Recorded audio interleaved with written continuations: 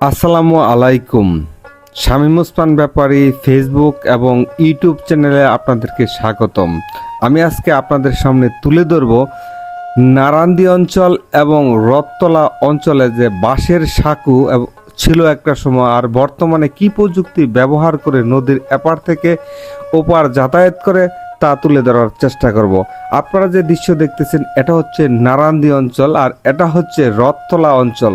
এই রথতলা অঞ্চলে ওই পাশে রয়েছে গাজীপুর জেলার কাপাসিয়া উপজেলার সন্মানী ইউনিয়নের মির্জানগর গ্রাম।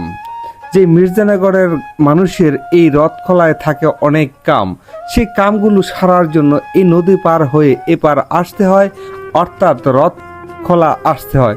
সেজন্য এখান দিয়ে নদী পারাপারের ব্যবস্থা ছিল, কিন্তু যেহেতু নদীর পানি কম রয়েছে তাই অল্প পরিসরে এইখানে বাঁশের সাঁকু একটা সময় ব্যবহার করা হতো, কিন্তু তার বদলতে বর্তমানে প্রযুক্তি নির্ভর এই সভ্যতাতে ব্যবহার করা হয়েছে বহু বাঁশ দিয়ে একটি বাঁশের সেতু। সেই সেতু দিয়ে অনায়াসে পার হইতে পারে, এপার থেকে ওপার যেতে পারে, যেহেতু অনেকগুলো বাঁশ একসাথে সংযোগ ঘটিয়ে এখানে এরকম ব্যবস্থা করা হয়েছে। আর এই বাঁশের সেতুটি পার হতে একজনকে 10 টাকা করে গুনতে হয়। ওই পাশে দেখেন ওই টাকা নেওয়ার জন্য একটি ঘরও রয়েছে। আর এই বাঁশগুলো ক্রয় করে এরকম সেতু তৈরি করতে অনেক টাকা খরচও হয়েছে। গাজীপুর জেলার কাপাসিয়া উপজেলার টুক অঞ্চল থেকে লাখপুর অঞ্চলের সাথে যে পুরাতন ব্রহ্মপুত্র নদ রয়েছে, এই নদটি দুটি জেলাকে পৃথক করেছে, অর্থাৎ নরসিংদী জেলার মনোহরদী উপজেলা এবং গাজীপুর জেলার কাপাসিয়া উপজেলার।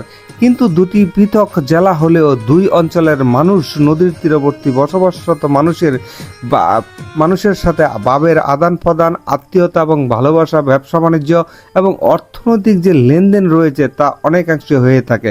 আপনারা দেখতে পাচ্ছেন নারান্দী অঞ্চলে 1900 সালে প্রতিষ্ঠিত একটি প্রাচীনতম প্রায় একটি মসজিদ, 3 গম্বুজ বিশিষ্ট এই মসজিদটি এই মনোহরদী অঞ্চলে অত্যন্ত সুনামের সহিত পরিচিত লাভ করেছে। এটা পুরাতন ব্রহ্মপুত্র নদীর তীরে অবস্থিত হয় এবং নদীর ভাঙন থেকে রক্ষা করার জন্য বর্তমানে এর কিনারাগুলো পাকাকরণ করা হয়েছে। এখানে রয়েছে শতবর্ষী একটি বকুল ফুলের গাছ। বকুল ফুলের গন্ধ কারো কাছে লাগে ভালো, আবার কারো কাছে লাগে মন্দ। এই বকুল ফুলের মালা নিয়ে রয়েছে অনেক কথা, বলবো একটু পরে। নারান্দী বাজার জামে মসজিদটি দেখতে পাচ্ছেন যে কারুকাজ করা হয়েছে, সেই 1900 সালে এটি স্থাপন করা হয়েছে। আজ অবধি কি সুন্দর মহিমায় এখানে দাঁড়িয়েছে। দেখতে পাচ্ছেন তৎকালীন সময়ে যে রাজমিস্ত্রিদের রাজকীয় কাজ, সেই কাজটি সুন্দরভাবে ফুটে উঠেছে। 3 গম্বুজ বিশিষ্ট এই নারান্দী জামে মসজিদটি এখনো কি সুন্দর মহিমায় দাঁড়িয়ে আছে। প্রায় 125 বছর বয়স হয়েছে এই মসজিদটির। এই মসজিদটি দেখার জন্য বিভিন্ন প্রান্ত থেকে বহু মানুষ আসে। আর এর সাথে রয়েছে নারান্দী বাজার একটি পুরাতন একটি জনপদ। সেখানে রয়েছে পুরাতন একটি বটগাছ, যে বটগাছের অনেক আগাছা ডালপাটা বর্তমানে কাটা হয়েছে। এই যে নারান্দী বাজারে সকালবেলায় প্রতিদিনই এক বাজার জমে। এই বাজারে আশেপাশের বিশেষ করে সন্মানীয় ইউনিয়নের কিছু মানুষও এই বাজার করতে আসে, সেজন্য বাঁশের সাঁকু এখানেও দেওয়া হয়েছে। আর নারান্দী বাজারে রয়েছে একটি পুরাতন জাম গাছ রয়েছে। আর এই পুরাতন ব্রহ্মপুত্র নদের উপর যে সেতুটি দেখতে পাচ্ছেন বাঁশের তৈরি, তা অভিনব পদ্ধতিতে ড্রাম ব্যবহার করে করা হয়েছে। আর এর তীরে রয়েছে নারান্দী শ্মশান ঘাট। কথায় আছে মুসলমান হলে কবরে, হিন্দু হলে শ্মশানে, অর্থাৎ আমাদের শেষ ঠিকানা হচ্ছে এইখানে, হয়তো কবরে নয়তো শ্মশানে।